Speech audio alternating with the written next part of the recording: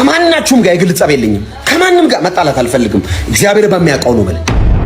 ብዙ ሰዎች እኔ ቢወዱኝ ደስ ይለኛል ከምናገረው መልእክት አንፃር። ባይወዱኝም ኢትስ ኦኬ። ለምን በነፂ ሞት ምክንያት ቢያንስ ለአንድ ሳምንት ቪዲዮ ላለመስራት አስቤ ነበር። ነገር ግን አንዳንድ ሰዎች ከአቅም በላይ ይሆናሉ። እንዳልካቸው ዘነበ የምትባለው ግለሰብ ኦርቶዶክስ በሞተ ቁጥር ፌስቡክ ላይ የወጣ ሲኦል ለማስገባት የምትጥረው ነገር ካሁኑ ብታርፍ ነው የሚሻልክ። እንዴት ነው አንድ ሰው አማኝ ነኝ ብሎ ክርስቶስን እከተላለሁ ብሎ ክርስቶስ ለገዳይ እንኳን ሚራራ አምላክ ሆኖ እንኳን በሞተ ሰው ይቅርና በሕይወት ባለ ሰው እንኳን ሊነገር የማይገባ ቃል መጽሐፍ ቅዱስ ጥቅስ አስመስሎ ሰው በሞተ ቁጥር መለጠፍ እኔ እንጃ ምን አይነት አስተሳሰብ እንደሆነ። ይሄንን ሁሉ ዓመት ሚዲያ ላይ ስሰራ በጣም ከምወዳቸው ጥቂት ሰዎች፣ በጣም እኔን ከሚያነቃቁ ሰዎች፣ በተለይ እኔም ከምሰራው ፕሮግራም አንፃር ያቀራረብ ይዘት አንፃር በጣም ያየሁት በጣም ራሴን አፕዴት ያደረኩት ሰው ቢኖር ነፃነት ወርቅነህ ነው። በጣም ነው የምወደው፣ ግን ይሄን ሁሉ ዘመን በአካል አግኝቼው አላውቅም። አንድ ቀን አይቼው አላውቅም። ግን እንደምወደው ብዙ እሱን የሚቀርቡ ሰዎችን ሳገኝ እነግራቸዋለሁ። ሁላችሁም እንደሰማችሁት ነው። በጣም ልብ የሚሰብር ዜና ነው። ነፂ በጣም ጎበዝ ነው፣ ምንም ጥያቄ የለውም። በፊልሙ፣ በማስታወቂያው፣ በቴሌቪዥን ፕሮግራም አዘጋጅነት እጅግ በጣም የተወደደ ነው። ሌላውም በጣም በርካታ ሙያዎች ላይ ተሳትፏል። እንዳልክ ምን ልትለን ነው? በነፂ ሞት አዝናል አይናው። ቀጥሎ ምን ልትለን ነው እንዳልክ ካላችሁ በሞተ ሰው ወንጌል በደንብ አድርጎ ይሰበካል። አደምጡ። በሞተ ሰው ወንጌል አይሰራም። አንተ በየገባበት ሁሉ ቀን እንደ ህፃን አያጫውት። እንደ እደግ በእውነት እደግ። ጀመሪያ ምን ይቀድማል? ነፍስ ይማር ይቀድማል።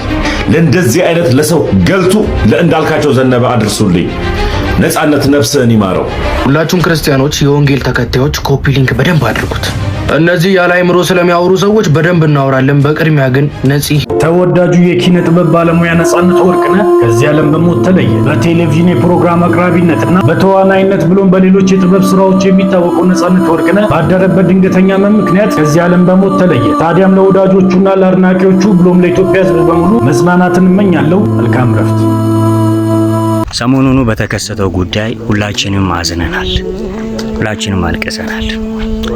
ግን ወንድማችን እንዳልክ በለቀቀው ፖስት ላይ ብዙ ክርስቲያኖችም በጌታ የሆኑትም በጌታ ያልሆኑትም በጣም ቅሬታቸውን እያሰሙ ይገኛል። እንዳልክ ግን ከሱ እንደዚህ አይነት ነገር ይጠበቃል? ከማናችሁም ጋር የግል ጸብ የለኝም። ከማንም ጋር መጣላት አልፈልግም። እግዚአብሔር በሚያውቀው ነው ማለት። ሰላም እንደምን ሰነበታችሁ? በጌታ የተወደዳችሁ ምርጦች እንኳን ደህና መጣችሁ። ዛሬ እንግዲህ እንደ ክርስቲያን በተሰኘው የሪአክሽን ፕሮግራማችን ተከስተናል። በዛሬ ፕሮግራማችን እስከ መጨረሻ ከቆያችሁ እንደምትባረኩበት አልጠራጠርም። ለዚህ ቻናል አዲስ የሆናችሁ ቻናላችንን ሰብስክራይብ በማድረግ ቤተሰብ መሆን እንዳትረሱ። ይሄ ቪዲዮ ለብዙ ሰዎች እንዲደርስም ላይክ ማድረግ እንዳትረሱ። ሐሳብ አስተያየታችሁን ኮሜንት ላይ ጻፉልኝ። ዝግጁ ከሆናችሁ ወደ ቪዲዮ። ይሄንን ሁሉ ዓመት ሚዲያ ላይ ስሰራ በጣም ከምወዳቸው ጥቂት ሰዎች፣ በጣም እኔን ከሚያነቃቁ ሰዎች፣ በተለይ እኔም ከምሰራው ፕሮግራም አንፃር ያቀራረብ ይዘት አንፃር በጣም ያየሁት በጣም ራሴን አፕዴት ያደረኩት ሰው ቢኖር ነፃነት ወርቅነህ ነው። በጣም ነው የምወደው፣ ግን ይሄን ሁሉ ዘመን በአካል አግኝቼው አላውቅም። አንድ ቀን አይቼው አላውቅም።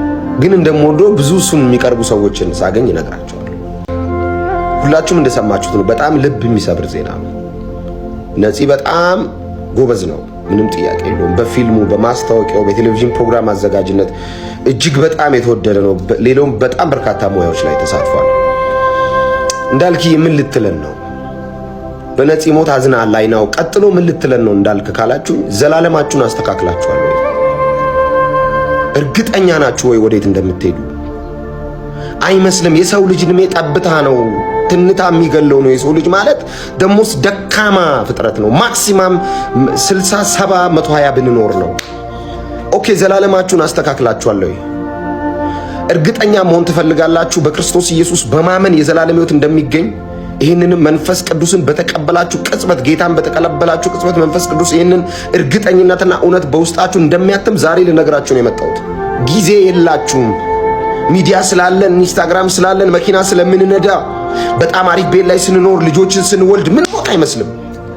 እንሄዳለን። የጊዜ ጉዳይ ነው። ተራ ጠብቀን ቆመናል። ምንድነው እንዳልክ ምትለኝ? የዘላለም ሕይወት አግኙ። መጽሐፍ ሲናገር በእርሱ በተሰቀለው በክርስቶስ ኢየሱስ በአንዱ በእግዚአብሔር ልጅ የሚያምን የዘላለም ሕይወት እንዲኖረው እንጂ እንዳይጠፋ እግዚአብሔር አንድያ ልጁን እስኪሰጥ ድረስ ዓለሙን ወዷል። ተወዳችኋል በክርስቶስ ፍቅር እና ኑ በኢየሱስ እመኑ፣ ዘላለማችሁን አስተካክሉ። የቤተ ክርስቲያን ሰዎች ወንጌል አማኞች ባገኛችሁት ክፍተት ላይ የምትባሉበት ጊዜ አይደለም። ሰው አስመልጡ፣ ወንጌል መስክሩ። ብዙ ወንጌል ያልደረሰለት ብዙ ሚሊዮን ሰው አለ። አጀንዳ አትቀይሩ። ሰይጣን የሚያቀብላችሁን አጀንዳ እየተቀበላችሁ አብያተ ክርስቲያናት አትበጣበጡ። በጣም መታደግ ያለብን ብዙ ሰው አለ። በጣም ማስመለጥ ያለብን ብዙ ሰው አለ። ወንጌል መስክሩ፣ ወንጌል እንመስክር። በክርስቶስ ኢየሱስ በማመን በሚገኘው በእርሱ የዘላለም ሕይወት ተካፋይ እንድትሆኑ ጥሪ ያቀርባችኋለሁ። ኢየሱስ ስለ ኃጢአታችሁ ሞቷል እና ይሄንን በማመን ወደ ረፍት የምትገቡበትን እርግጠኝነት፣ ምክንያቱም ዘላለም አትኖሩም እዚህ ምድር ላይ። እድሜ ጠብታ ነው፣ ጤዛ ነው። ጠዋት ታይቶ ነው። ጠዋት ሰላም ነህ ያላችሁን ሰው ነው ማታ ሄደኮ የምትሉት። ስለዚህ እባካችሁ በክርስቶስ ኢየሱስ በማመን ወደ ዘላለም ሕይወት ኑ።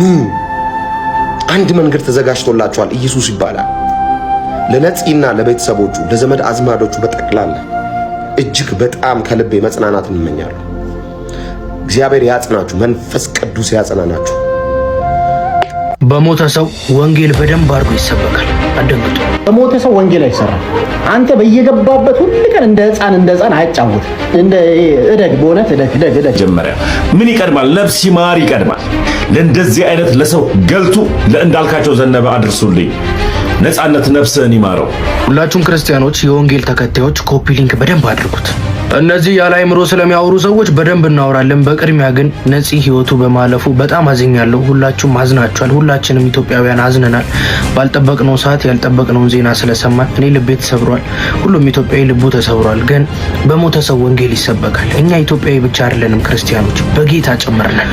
ቪዲዮ ወደ ሰሩት ልጆች ስንመለስ ወንጌል የማይሰበክበት ህብረት ውስጥ ያለ ሰው፣ ስለ ኢየሱስ የማያውቅ ወንጌል ያልገባው ሰው እንደነዚህ ልጆች ነው የሚሆነው። እነዚህ ልጆችና ህይወት የማይሰብከው ከንቱ ስብስባቸው ስራው አንድና አንድ ብቻ ነው። እሱም ኢየሱስ ክርስቶስ እንዳይሰበክ ወንጌል ለሰው ልጅ እንዳይደርስ፣ ከዛም በኋላ ወንጌል ያልደረሰው ሰው ይሞታል። ለዛ ሰው ነፍስ ይማር ይላሉ። ነፍስ ከሞት በኋላ ልትማር አትችልም ወገኔ። ህይወት ነፍስ ምህረት ልታገኝ የምትችለው በምድር ላይ ስትኖር ኢየሱስ ክርስቶስን ካገኘች ብቻ ነው። ከሞት በኋላ ነፍስ ይማር ከንቱነት ነው። ቆይ ወንጌል ለምንድን ነው በሞት የማይሰበከው? ወንጌል እኮ የሚያወራው ከሞት በኋላ ስላለ ህይወት ነው። የሞተን ሰው በህይወት ያለ ሰው ይቀብረዋል። ያ በህይወት ያለ ሰው ደግሞ ነገ ይሞትና ሌላ ሰዎች ይቀብሩታል። ስለዚህ እኔና እናንተ ሁላችንም ሞት አይቀርልንም። ጥያቄው ከሞት በኋላ ወዴት ነን ነው። ልክ ሲገባህ በሞተ ሰው ይልቁኑ ወንጌል መሰበክ እንዳለበት ይገባሃል። ለምን? እኔም አንተም አንቺም ነገ ሟች ስለሆነ። ወንጌል የማይሰበክበት ምንም አይነት ምክንያት የለም። ወንጌል ስለ ልጁ ነው። ልጁ ደግሞ ከሞት በኋላ ያለ ህይወት ነው። ኢየሱስ ይወዳችኋል። ከመሞታችሁ በፊት የዘላለም ህይወት የሆነውን ክርስቶስን አግኙ። ለምን? ነፍስ ይማር ስለማይሰራ። እማናፍርበት ነገር ወንጌል ብቻ ነው። ምንም ነገር እስክደርስበት ነው። ከዛ ያሳፍራል፣ እንደውም ያሸማቀቃል። ለዚህ ነው እዚህ ድረስ የደከምኩት ነው የምትለው። ወንጌልስ ሰውየው ቢመጣ የዘላለም ህይወት ነው የሚያገኝ። ኢየሱስ ክርስቶስ ጌታ ነው፣ ያድናል። ብቻውን ነው የሚያድነው። እግዚአብሔር አብ የሚቀበለው በክርስቶስ ኢየሱስ በኩል ብቻ ነው። ጌታን አንድ ነገር ልንገራችሁ፣ ጊዜህ፣ ገንዘብህ፣ ጉልበትህ ሳይቀር በወንጌል ላይ ይዋል። ያለህ ነገር ትርጉም ያለው ህይወት ይሄ ነው በምድር